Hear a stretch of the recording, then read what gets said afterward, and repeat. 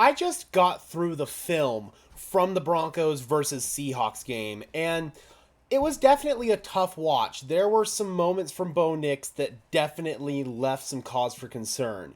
Defensively, I thought that in the first half they were lights out. In the second half, Seattle did make a couple of nice adjustments. And Vance Joseph, I thought that he was still doing a good job of sticking to the game plan defensively.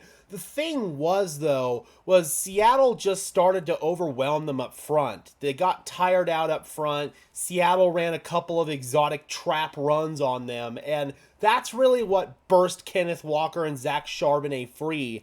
That's what allowed Seattle to really separate themselves in the second half. But in the first half, the Broncos did a good job of capitalizing on Seattle's mistakes. Now, this video is going to be surrounding the offense and Sean Payton and Bo Nix, and how I feel like, quite frankly, Sean Payton's game plan did not put Bo Nix in the best position to be successful in this game.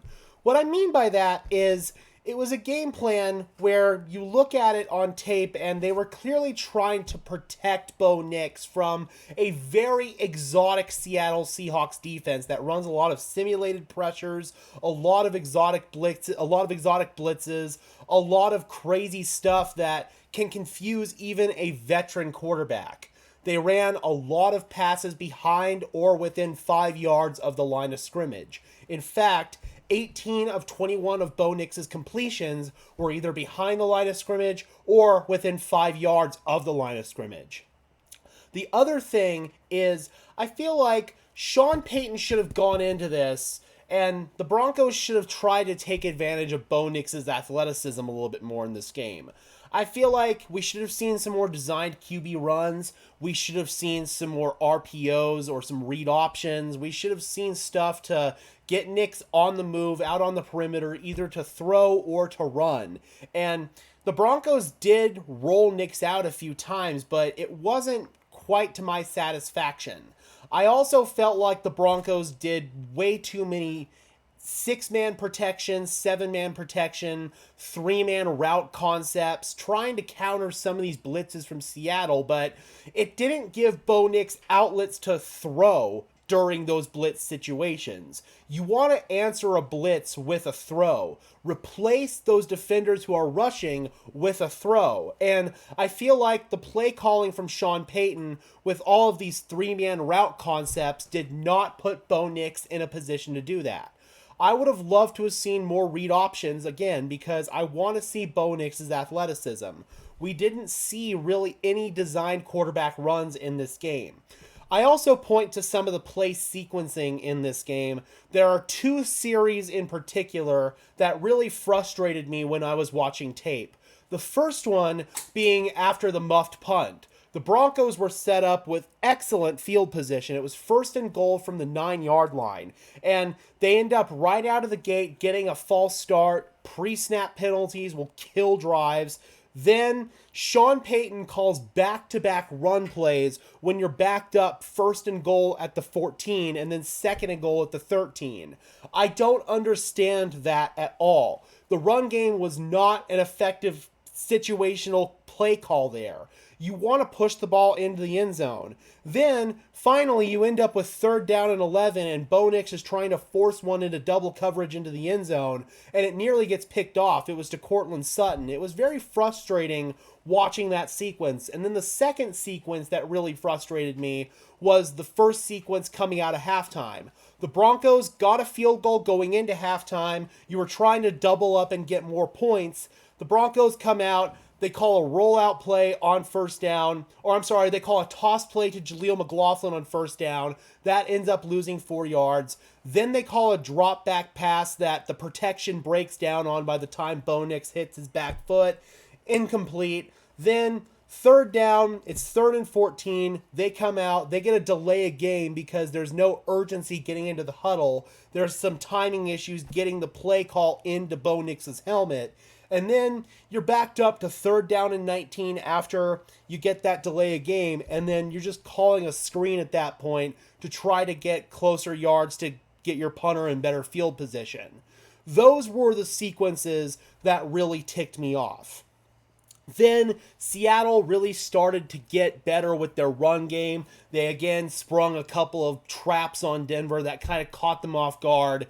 And they also gave up prior to halftime a 34-yard rushing touchdown to Geno Smith. And I know this isn't really a Vance Joseph defensive centered video. We'll make its own video talking about that. But I feel like the Geno Smith rushing touchdown is going to be a bit of a product of Vance Joseph's new defensive scheme. He calls a lot of single high man coverage. This one was on a 6-man blitz, so there was nobody to account for the quarterback if a rushing lane sprung.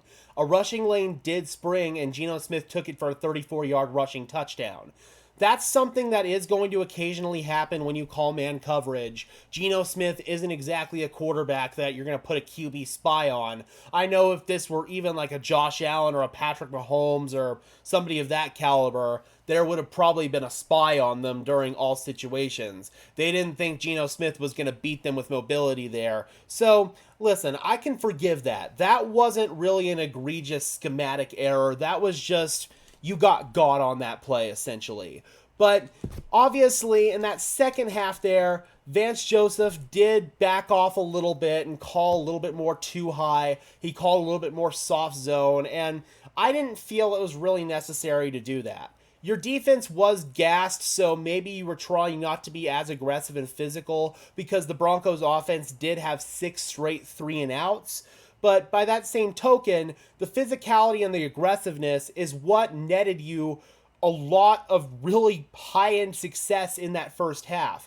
Obviously, the Broncos were able to get back-to-back safeties. The Broncos were able to force turnovers in that first half. They had the interception with Alex Singleton.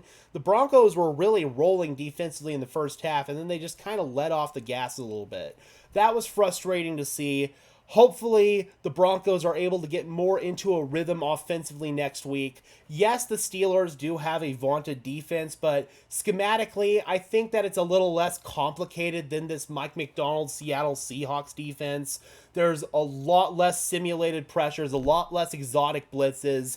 You generally know pre-snap what you're going to get defensively from the Pittsburgh Steelers. And Bo Nix is good at dissecting it pre-snap, especially if he knows exactly what he's going to get. That's why I think the offensive operation is going to be smoother, and hopefully that will allow Vance Joseph to be physical and aggressive for all 4 quarters and not have to take his foot off the gas the way I thought he did. So overall, I thought that the coaching and just the game plan for the Denver Broncos really did not put Bo Nix in the offense to be in a successful position. I thought the run game also struggled to get into a rhythm. There were times where Sean abandoned it. There were times like that sequence after the muffed punt where the Broncos ran it back-to-back times in the red zone where it was 1st and goal from the 14-yard line. I don't get that personally. So for me, that's where I feel like the coaching errors really highlighted themselves.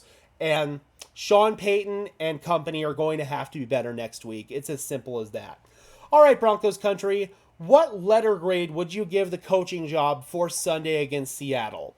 For me, I honestly have to give it borderline a D. I think it's probably a D plus because there were some nice elements, but there was a lot to be desired. Let me know your thoughts on the coaching performance in the comment section below. I would love to hear them as always. Be sure to leave a like on this video as well as subscribe and ring the bell so these videos appear in your notification feed. I would really appreciate it, guys. Those are both free and easy ways to show your support. It helps tell YouTube's algorithm to push us out. It helps us get seen by more and more members of Broncos country just like you and me. And until next time, guys, I'm your host, Gage Madrid, saying peace out.